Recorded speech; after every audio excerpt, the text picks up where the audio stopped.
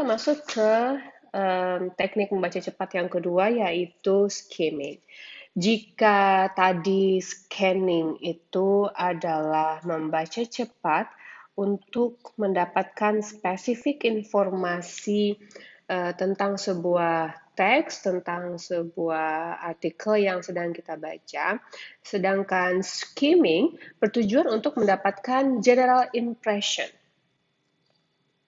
Skimming, dia masih sama ya, masih dua-duanya merupakan teknik membaca cepat. Satu untuk mendapatkan spesifik informasi, yang skimming yang kita bahas sekarang ini yaitu untuk mendapatkan general impression.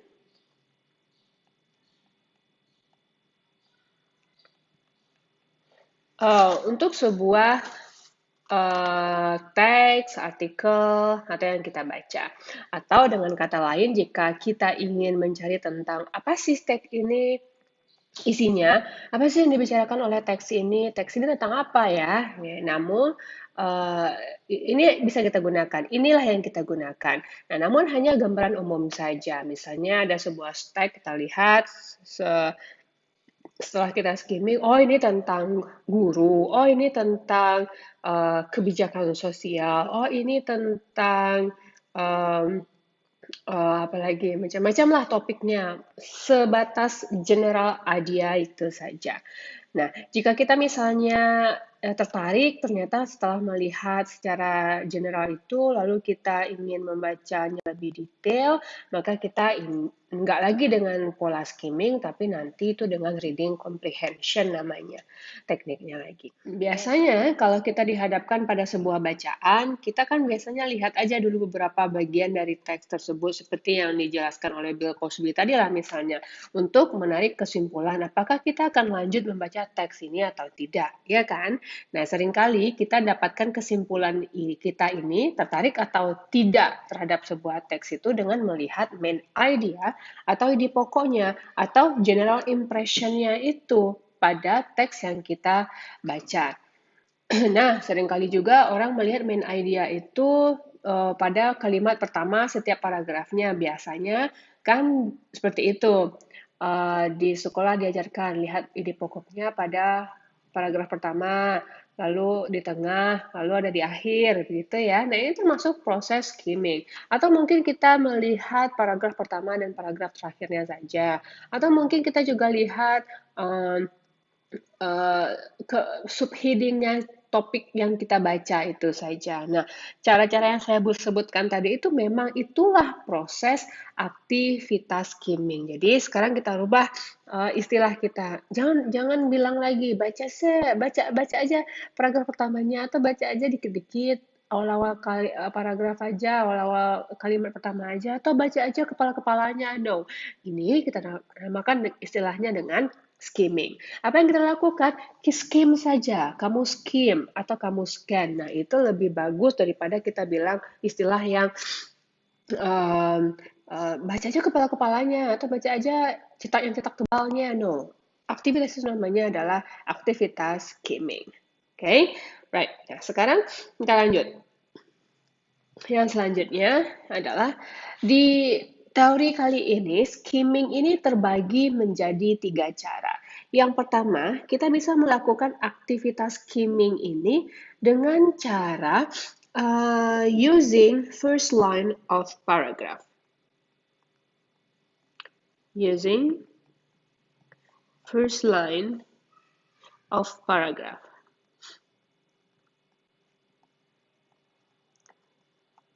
Right. Yang kedua, ini bisa dilakukan dengan cara using aktivitas skimming ini bisa dilakukan dengan cara using first and last paragraph. Dan yang terakhir, aktivitas skimming ini bisa dilakukan dengan using section, itu namanya adalah section heading. Oke. Nah, saya mau jelaskan kembali menarik yang saya sampaikan di awal. Kita nggak pernah tahu pernah sama gitu. Aktivitas skimming yang kita pakaikan yang paling bagus untuk kita dan untuk teks yang sedang kita baca itu apa. Barangkali sebuah teks itu dengan pribadi kita cocok dipakaikan dengan menggunakan first line of paragraph. Atau mungkin teks yang selanjutnya kita baca itu lebih cocok dengan menggunakan baca aja yang first and last paragrafnya atau skim saja first and last paragrafnya atau kita menggunakan using section heading. Setiap individu akan berbeda. Yang mana yang menjadi cara ternyaman yang sendiri terhadap teks yang dibacanya. Nah, untuk menemukan bagaimana proses skim yang cocok untuk saya dan bacaan yang saya baca, saya berikan latihan dan contohnya bagaimana masing-masing cara ini berlaku untuk setiap kita. Right. Skimming yang pertama, contohnya itu adalah use skimming using first line of the paragraph. Nah, untuk informasi secara generalnya, ini adalah cara yang paling disarankan oleh setiap pengajar bahasa, terutama yang untuk meningkatkan kemampuan membaca. Secara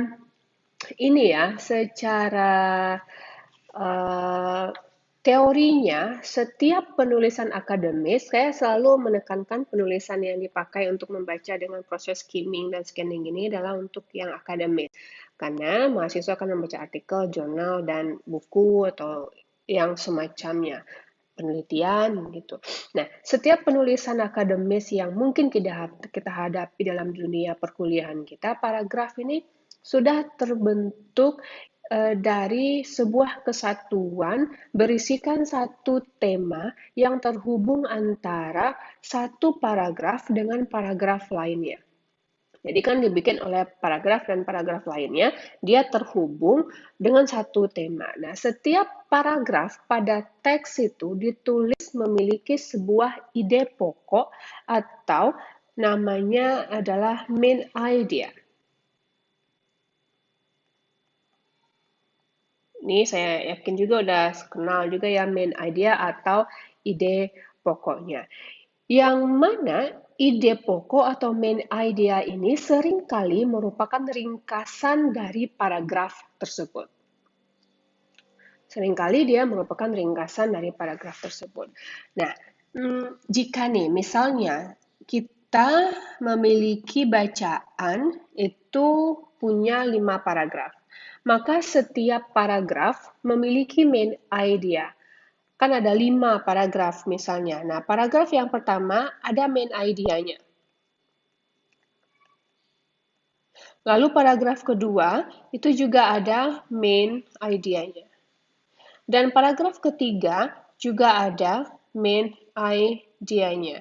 Keempat pun juga begitu, ada main idea-nya. Kelima, yang terakhir ini paragrafnya pasti juga ada main idea-nya. Pasti juga ada main idea-nya. Jadi, ketika kita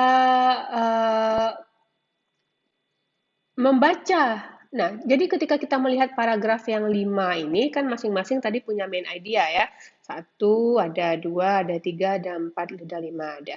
Nah, di mana kita bisa dapatkan main idea itu?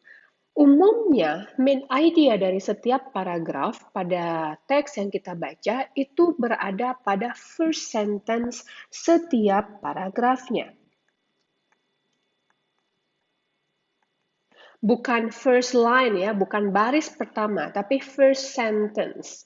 Mungkin kalimatnya nanti simple sentence aja di dalamnya, atau compound, atau complex sentence. Ya pokoknya kalau sentence pasti udah tahu, diawali dengan huruf besar, diakhiri dengan titik. Kalimat inilah yang menjadi kunci, oh ini paragraf adalah tentang ini. Right. Di main idea paragraf yang pertama, temukan di kalimat pertamanya. Main idea yang paragraf kedua, temukan di kalimat pertama di paragraf itu. Begitu juga main idea untuk paragraf yang ketiga. Temukan di kalimat pertama paragraf itu. Keempat, temukan juga di kalimat pertama paragraf itu. Dan kelima, temukan juga main idea-nya di paragraf itu di kalimat pertamanya. Dengan membaca ke setiap kalimat pertama di kelima paragraf ini, maka kita bisa menarik kesimpulan atau memperoleh gambaran keseluruhan tentang apa teks ini. Nah, biasanya begitu. Tapi ini saya garis bawahi lagi ya, kemampuan seseorang bukan ini kita pasti dapat dan benar. No, seorang pasti menarik kesimpulan dengan cara dan tangkapan yang berbeda. Semakin sering kita melakukan teknik ini, maka semakin gampang kita mengambil atau menarik kesimpulan, oh ini teks adalah tentang ini. Semakin senang proses membaca itu dibuatnya. Right, ini kan nggak terlepas juga dari kemampuan kita memahami vocabulary yang ada pada kalimat pertama masing-masing paragraf itu. Gunanya diajarkan vocabulary di tahap awal untuk tingkatkan lagi vocabulary-nya. Karena trik-trik membaca ini bergantung kepada sebesar apa vocabulary yang kita miliki. Namun ingat, walaupun vocabulary-nya tidak kita ketahui, kita bisa menebak melalui bantuan context clues. Right? Dari paragraf ini, dari first sentence setiap paragraf itu bisa kita dapatkan gambaran. Tapi gambarannya secara umum, ini teks bicara tentang apa. Nah, kalau 15 paragraf ya bacalah ke 15 paragrafnya itu untuk tahap awal. Kalau ketemu ketertarikan tentang teks ini, baru dibaca lebih detail. Atau baru munculkan pertanyaan-pertanyaan. Nah, pertanyaan itu muncul, lakukan proses scanning untuk mencari jawaban dari pertanyaan itu di teks yang kita hadapi. Nah, beginilah proses skimming untuk cara yang pertama, yaitu menggunakan first line of a paragraph. Right, kita masuk ke contohnya. Kalau di Google Classroom itu saya sediakan PDF-nya ya. Di sini saya berikan contohnya. Ada judul sebuah artikel, judulnya adalah The Personal Qualities of a Teacher. Right, ini judulnya. Kalau dari judul kan kita nggak tahu lebih dalam tentang itu. Yang penting dia di sini adalah tentang a teacher. Right, so what is this paragraph about? Right.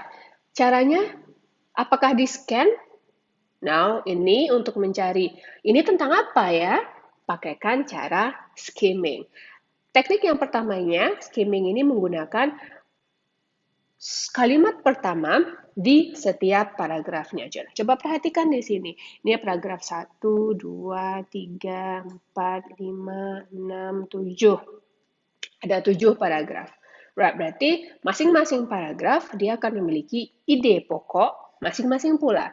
Di mana letak ide pokoknya? Sudah saya highlight. Tadi secara teori dia berada pada setiap kalimat pertama masing-masing paragrafnya. Yang saya highlight di sini adalah ide pokoknya untuk si paragraf yang pertama. Berarti ide pokoknya yang pertama adalah here I want to try to give you an answer to the questions. What personal qualities are desirable in a teacher? Nah, ini dia. Lanjut yang kedua. First, so we got number one. We got point one. Nah, beginilah si academic writing, tulisan akademis ditulis. Karena nggak akan ada clue-cluenya, tidak akan amburadul, secara terstruktur akan ditulis. Sehingga dengan proses skimming, kita gampang melihat ini tentang apa, siapa aja sih. Nah, right? Berarti personal qualities are desirable in the teacher. First, personality should be pleasantly live and attractive. Secondly, morally desirable but essential for teachers to have a genuine capacity of sympathy. Sampai kalimat pertama selesai, nah dibaca tuh. Third, a whole essential for a teacher to be both intellectually and morally honest. A teacher must remain mentally alert. On the other hand, a teacher must be capable of infinite passion.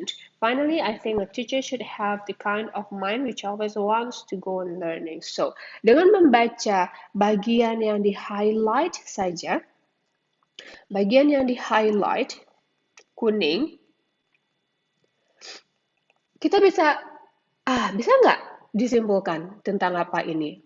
Ini adalah tentang, kalau kita simpulkan ini adalah tentang apa-apa saja hal krusial yang harus dimiliki dalam karakter seorang guru.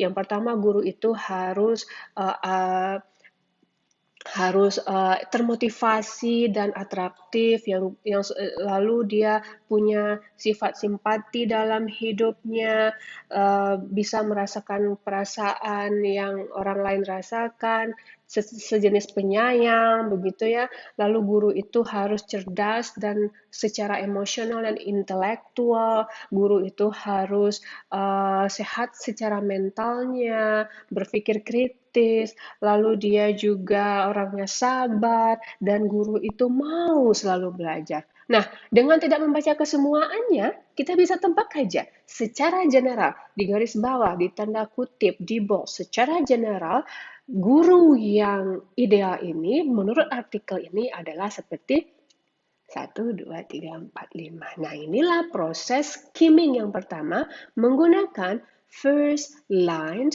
of each paragraph. Saya yakin aja udah melakukan hal ini, tapi ini apa namanya? Ini namanya adalah skimming dengan menggunakan setiap kalimat pertama di masing-masing paragraf. Bisa dipahami? Nah, kita masuk ke yang kedua. Yang kedua itu skimming bisa dilakukan dengan cara using first and last paragraph. Beda dengan yang tadi. Tadi kan setiap kalimat pertama masing-masing paragraf. Kalau ini first, kalimat yang pertama, paragraf yang pertama dan paragraf yang kedua. Salah. Paragraf yang pertama dan paragraf yang terakhir. Maaf, terakhir. Paragraf yang pertama dan paragraf yang terakhir. Kenapa begitu? Pada hampir semua penulisan akademis, ya, semua teks ini ditulis jelas dengan adanya, biasanya kalau kita beranjak dari artikel atau jurnal, itu pasti ada pendahuluan, ada conclusion. Nah, introduction atau pendahuluan, dan conclusion atau kesimpulan. Introduction, saya catat deh, ada introduction, ada introduction, dan juga ada conclusion. Nah, di introduction biasanya si penulis itu memberikan gambaran tentang apa yang akan dibahas pada bacaan. Yang akan dibahas pada bacaan ada di bagian introduction. Jadi kalau ketemu nanti artikel atau disuruh membaca sebuah artikel, mana yang paling penting? Introduction. Kalau ada bagian introduction di sana ya, introduction adalah bagian yang paling penting. Right?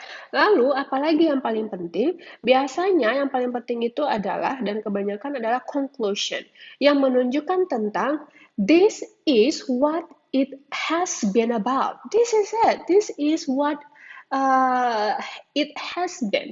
Ini loh yang telah saya jelaskan tadi.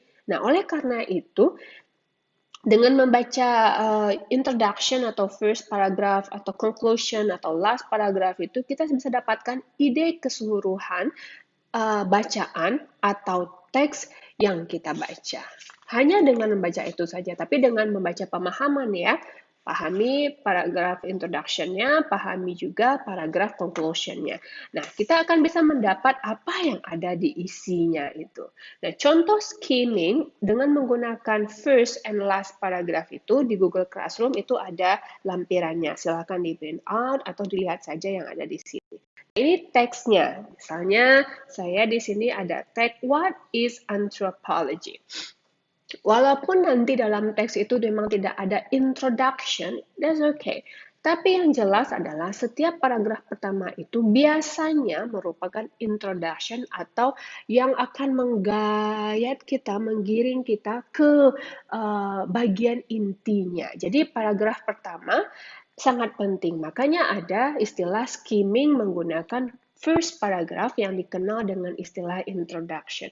Kita baca, mana first paragraphnya, berarti kita baca kayak gini aja nih. Yang ini aja kita baca ya, nih yang ini aja kita baca. Bagian ini pahami dengan baik. Anthropology is the study of humankind, especially of Homo sapiens, the biological species to which we human beings belong. It is the study of how our species evolved from the primitive organism. It's also the study of how our species developed a mode of communication known as a language and a mode of social life known as a culture. It is the study of how culture evolved and diversified. And finally, is the study of how culture, people, and nature interact wherever human beings are found. Nah, ketemu bahwa yang pertama ini akan bahas hubungan antara manusia, kebudayaan, ada bahasa, ada culture, dan bagaimana interaksinya. Nah, itu aja untuk mendapat gambaran umumnya. Kalau tertarik, ya baca keseluruhannya. Tapi untuk mendapatkan gambaran umum saja, ini penting nggak nih bagi saya? Kalau nggak penting, ngapain kita baca? Dalam kasus yang ada penugasan, misalnya begitu ya, kan nggak perlu juga kita habiskan tenaga waktu kita untuk membaca yang tidak kita butuhkan. Tapi untuk nanti punya waktu luang, ya silahkan. Ini paragraf yang pertamanya yang dikenal dengan bagian introduction. Tadi mana lagi yang paling penting? Yang paling penting adalah bagian conclusion. Nih, ini belum masuk bagian conclusion karena ada satu lagi di belakang yang bagian kuning yang saya jelaskan ini. Ini namanya adalah last paragraph. Ya, di akhir biasanya walaupun secara penulisan ilmiah yang diterbitkan memang harus ada introduction, kata introduction, lalu harus ada kata conclusion. Tapi di artikel bagian pertama itu adalah introduction dan yang di akhirnya adalah conclusion. So, kita lihat paragraf ini. Because of its multidisciplinary, comparative, and diachronic perspective, anthropology holds the key to many fundamental questions of recurrent and contemporary relevance. It lies peculiarly within the competence of general anthropology to explicate our species' animal heritage, to define what is distinctively human about human nature, and so on di sini. Nah, setelah dipahami, ternyata yang di sini menjelaskan memang tentang kesimpulannya ada sebab, ada akibat antara human dengan karakternya dan culture-nya. Sehingga ketemu, oh ini tentang bagaimana culture, human, naturalnya ini berinteraksi dengan apa yang ada di dalamnya. Nah, saya kan nggak tertarik misalnya nih, karena saya I'm not really interested in social studies, for example. I really like astronomy. Saya senang astronomi begitu. Ya udah, saya ketahui hanya general informasi tentang social studies mengenai antropologi ini saja, bahwa saya tahu yang diuji oleh orang antropologi itu adalah tentang human, culture, natural. Ya udah, sampai situ saja. Saya masuknya hanya sampai situ. Bagi yang anak antropologi, dia akan tertarik sekali membahas tentang ini. Dia akan baca ke semua paragrafnya. Baru dia, oh, pahami dengan baik. Kalau saya ya sampai ini aja pahamnya, bahwa yang dipelajari di sini tentang culture dan human, apa yang ada di sana, ada language di sana, ya udah sampai sana saja. So, inilah yang namanya mengambil general idea dengan menggunakan first and last paragraph. Bisa dipahami? Right. Nah, kita lanjut ke ketiga. Yang ketiga itu, aktivitas skimming bisa dilakukan dengan cara using section heading. Nah, yang mana yang section heading itu biasanya jadi judul, ada bagian A, ada misalnya ada A, judulnya, lalu A1, A2, ini ada A kecil lagi. Nah, section heading adalah yang seperti ini. Apa sih kalau kita kenal istilah-istilahnya itu? Kepala-kepala itu tadi ya, baca judul-judulnya, ya judul-judulnya yang stak tebal itu semuanya. Nah, ini yang namanya dinamakan dengan section heading. Nah, dalam kebanyakan penulisan akademis juga, ini penulisan itu diatur dengan menggunakan heading atau subheading. Ini dia topik atau subtopik apa yang akan dibahas selanjutnya. Topik atau anak topik begitu ya. Nah, dengan membaca topik dan subtopik yang terdapat pada bacaan itu, kita bisa dapatkan ide keseluruhan tentang bacaan. Bisa dipakaikan. Istilah kita biasanya itu ya emang ini ya, baca aja judul-judulnya, nanti itu tahu kok isi teksnya apa gitu. Ini hanya untuk mendapatkan general impression saja. Oh, tentang ini. Lalu tertarik atau enggak? Kalau tertarik ya baca lebih lanjut. Kalau nggak tertarik ya kita skip bacaan ini. Oke? Ke contohnya untuk yang skimming for using section heading ini adalah ini. Judulnya di teks ini adalah The Origin of the Earth. The Origin of the Earth. Kita kan mempraktekkan dengan membaca subheading, heading atau subheading ya. Nih, Nebula Hypothesis. Ini adalah subheadingnya, Nebula Hypothesis. Lalu ada lagi yang lain nih, yang paling besar juga. Kan macam-macam cara penulisan. Salah satu karakternya ini dia cap lock semua, dia cetak besar semua, kapital atau tebal semua, atau dengan penomoran, bisa jadi seperti itu. Ini yang dinamakan dengan subheading. Yang pertama tadi apa? Nebular Hypothesis. Lalu ada Planetesimal Hypothesis. Yang ketiga ada Tidal Dispersion Hypothesis. Lalu Original of the Matter. Alright, nah ini ternyata tentang origin of the earth. Apa ini? Tentang, teori-teori terbentuknya, karena hipotesis kan teori terbentuknya melalui nebular, lalu planetesimal, planet dengan teori keplanetan, begitu, tidal dispersion hypothesis, original of matter.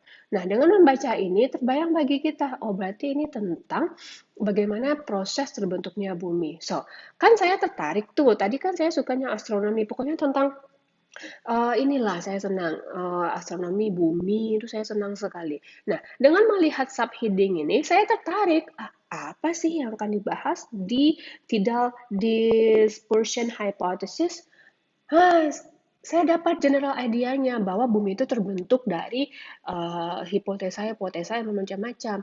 Tapi saya nggak tahu tentang tidal disruption hypothesis, so saya tertarik membacanya. Nggak lagi skimming. Nah, skimming hanya general idea itu saja.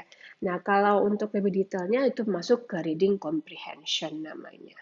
Jadi, secara kesimpulan, bahwa skimming bisa dilakukan dengan 3 cara, yang mana 3 cara itu bisa dipraktekkan secara keseluruhan juga, bisa dipraktekkan satu-satu juga tergantung teks yang dihadapi, bagaimana bentuknya, dan masing-masing orang akan berbeda-beda cara yang terbaik yang dia pakaikan untuk melakukan aktivitas skimming ini. Dan cara itu adalah skimming by using first a sentence for each paragraph, yang kedua using first paragraph and last paragraph yang merupakan introduction dan conclusion dari paragraf dari teks tersebut, atau yang ketiga dengan menggunakan subheadings yang bervariasi bentuknya, ada yang memakaikan penomoran, ada yang memakaikan caps lock, ada yang memakaikan macam-macam bentuk subheading itu, atau dibikin benar topik satu begitu, bermacam-macam dia. So, dengan begini, betapapun banyaknya bacaan yang sedang kita kumpulkan menunggu untuk dibaca, itu akan terbaca semuanya. Karena ada beberapa informasi yang kita hanya butuh secara spesifik saja, pakaikanlah scanning. Atau kita hanya butuh secara general saja, pakaikanlah skimming. Kalau kita menemukan ketertarikan untuk teks yang kita baca itu secara scanning tadi dan secara skimming, simpan teks atau bacaan itu dan lakukanlah reading comprehension. Dengan begini diharapkan bahwa kemampuan mahasiswa dan jumlah bacaan yang dibaca bertambah selama menjalani masa perkuliahan. Kan kita nggak ingin menjadi tidak ingin menjadi orang atau manusia atau graduate students yang dengan bahan bacaan yang itu saja, sedikit-sedikit saja, tidak ada pembaharuan, tidak ada pembelajaran baru. Inilah gunanya diajarkan cara membaca cepat, skimming dan scanning, yang dua-duanya sama-sama membaca cepat tapi dengan tujuan yang berbeda. Scanning dengan tujuan mendapatkan spesifik informasi dan skimming untuk mendapatkan general informasi. Jika kita menemukan ketertarikan setelah membacanya dengan proses skimming atau scanning, maka kita kita keep teks itu artikel untuk kita baca lebih lanjutnya secara detail dengan menggunakan reading comprehension. Kita belum masuk ke reading comprehension, belum lagi, hanya proses belajar membaca cepat untuk apa? Meningkatkan kualitas kita selama perkuliahan dengan membaca banyak artikel dan banyak jurnal sehingga gampang berargumen, kita gampang mengeluarkan pendapat dikala kita dibutuhkan untuk memberikan pendapat. Right? Nah, saya rasa itu untuk materi hari ini secara keseluruhannya. Latihan untuk skimming ini ada pada langkah 9. Langkah 9 itu ada A untuk grup A dengan orang di grup A dan saya sudah kelompokkan masing-masingnya. Grup B teksnya berbeda dan caranya juga berbeda. Grup C teksnya juga berbeda, orangnya juga berbeda, masing-masing sudah saya set. Nah, caranya ada tertera pada worksheet tersebut. Tulis tangan lebih baik, di sana juga bisa, tidak apa-apa. Right? Okay.